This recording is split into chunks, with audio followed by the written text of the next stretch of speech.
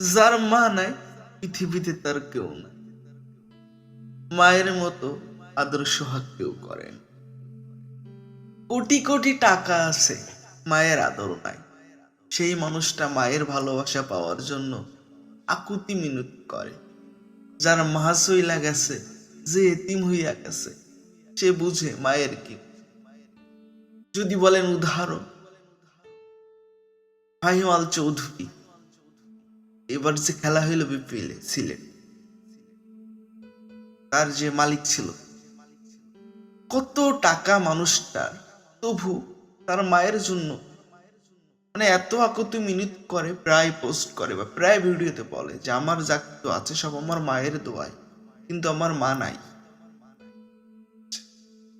মা ছাড়া না পৃথিবীটা আসলে অনেক একটা বলতে পারেন যে অন্ধকার চায়।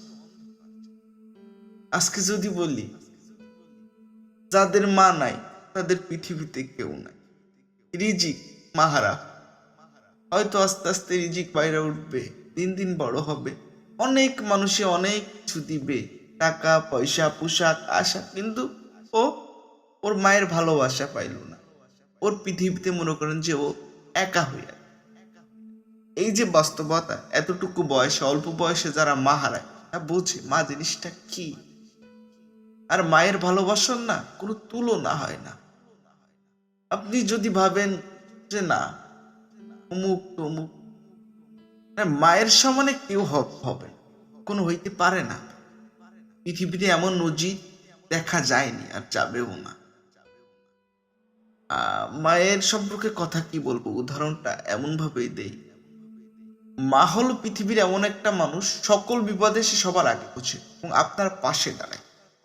আপনি যতই অপরাধী হন না কেন মায়ের কাছে, মা কিন্তু আপনারা কখনো ফেলায়। কিন্তু বেশিরভাগ বাবারা কি করে, যে মা মারা গেল বা অন্য কিছু হইলো, দেখবেন কিছুদিন পরে বিয়া করে ফেলে। কিন্তু ম্যাক্সিমাম মারা কিন্তু সন্তানের মুখের দিকে তাকাইয়া, ঠিক আছে কি হবে আমার বাচ্চার, হোক মেয়ে হোক ছেলে। পৃথিবীটা এমন এক বেড়া জালে বেঁধে যায় মায়ের ভালোবাসা। এখানে বললাম না, বারবারই একটা কথাই বলতে যে মায়ের তুলনা হয় না। ছোট্ট থেকে বড় হওয়া পর্যন্ত আমাদের জীবনে মায়ের যে অবদান, 10 মাস 9 দিন গর্ভধারা থেকে শুরু করে এই যে বড় হওয়া, পৃথিবীতে যতদিন মা থাকে বা বেঁচে থাকি, আসলে মায়ের মতো না কেউ হয় না আর হবেও। আসুন, যাদের মা বেঁচে আছে আমরা মাকে আদর স্নেহ করি, সম্মান করি। আর যাদের মা চলে গেছে তারা মায়ের জন্য দুহাত খুলে আল্লাহর কাছে দোয়া করে, এতটুকুই কারণ এই পৃথিবী দেখছি আমরা মায়ের জন্য, মা আমাদের মানুষ করছে সবকিছু। আল্লাহর কাছে আমরা দোয়া করি পৃথিবীর সকল মা ভালো থাকে।